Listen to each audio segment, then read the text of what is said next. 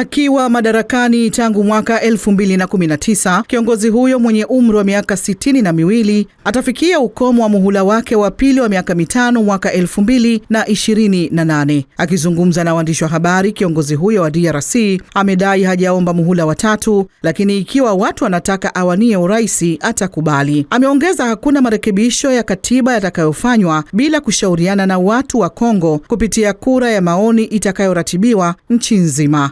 Tshisekedi amezungumzia uwezekano wa kuahirishwa kwa uchaguzi wa rais uliopangwa kufanyika mwaka 2028 kutokana na machafuko katika majimbo ya Kivu Kaskazini na Kusini. Tshisekedi amefafanua ni vigumu kuendesha uchaguzi wakati vita vinavyohusisha majeshi ya serikali dhidi ya muungano wa waasi unaoongozwa na M23 havijamalizika.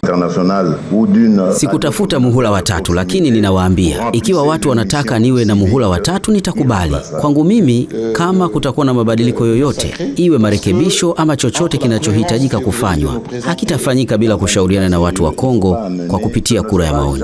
Ikiwa hatuwezi kumaliza vita hivi, hatutaweza kufanya uchaguzi kwa mwaka 2028. Lakini haitakuwa kwa sababu nilikataa kuupanga uchaguzi huu. Rasilimali zipo, tunaweza kufanya hivyo. Hakika hatutawashikilia bila Kivu Kaskazini na Kusini.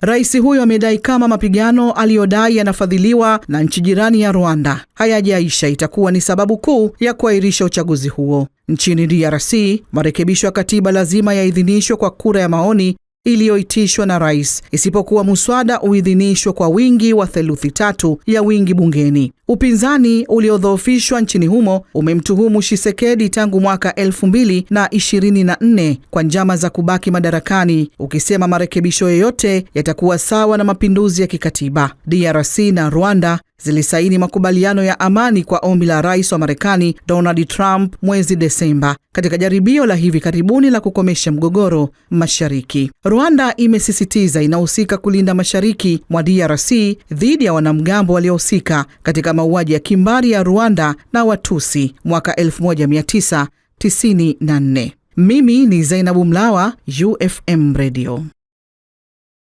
UFM.